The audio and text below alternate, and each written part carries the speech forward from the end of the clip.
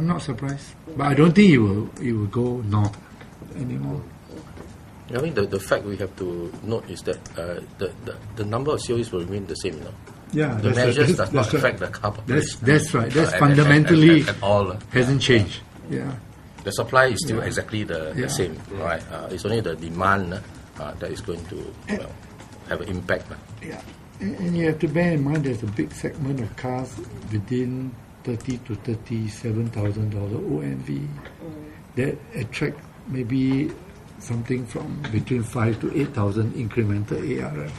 So if COE even go down by 15,000, which is not a lot, it's 90,000 today, that's only less than 20% decline in COE.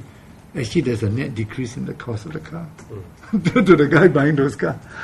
He saves 15 on COE, he pays 8,000 more on ARF. So actually, to answer your question specifically, I think eventually over time, the demand for cars will be even higher, even from the point of view where, see, when whether a car is an essential good or a luxury good is debatable. But when people perceive something as, people who own this must have got money, kind of people, then people will have a desire to own it even more, right? And that's why you look at a good example, analogy with the housing market. Which style of housing has the highest rate of return in history? It's bungalows, right? So when you make something like car, that give people a perception that this has moved in a sense from a basic essential to a luxury item, then eventually I think even more people will want to have it. I suppose the one-liner answer is back to like what Sian and all of us trying to say. I think COE premium cannot move down rapidly unless the supply increases. The fundamental hasn't changed. All these are peripheral policy around. Unless we change the way a COE policy works, For example, we say, okay, you bid and you pay what you bid, then I think the COE will come down. Because right now they have a cut-off point. You see, you say you bid 100,000, then you pay 100,000. I'm not sure. So of course, this comes into another whole different area of COE policy, Or you recategorize. I would imagine that there is going to be a near-term correction. Immediate. There maybe the immediate bid you may see a drop because of more due to uncertainty.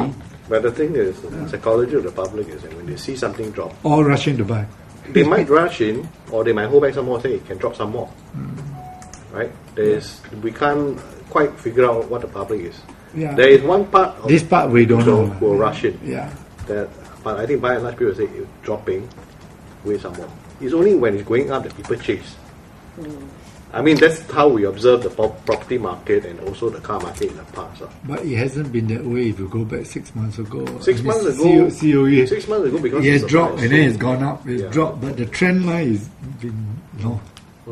But with these measures, a bit of a game changer. Maybe, a bit of a game changer. Actually, car history in Singapore bears out what Christopher has said. The last time they changed the COE policy, which is like about maybe 10 years ago.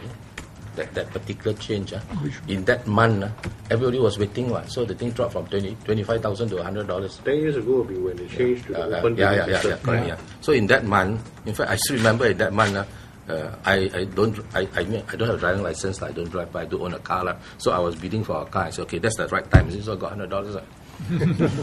So it pays to study auction history, and consumers and things like that. No, because when something changes, normally we say, when in doubt, Yes. So that will impact the natural reaction. So even though you say that the finite number hasn't changed, the sentiment, the behavioral, the part you can't fathom. Well, I have we can't fathom the behavior, but actually my view on this whole thing, the bigger influencing factor is not just this recent changes in the ARF and loan value policy. I think the bigger issue on the economy is going to have an impact on this sentiment. I think SME has to restructure, whether people will be out of business, or whether people are actually seriously considering, I want to stop doing business. It's just so difficult. Cost is so high. All these I think is going to be a dampener for both car and housing.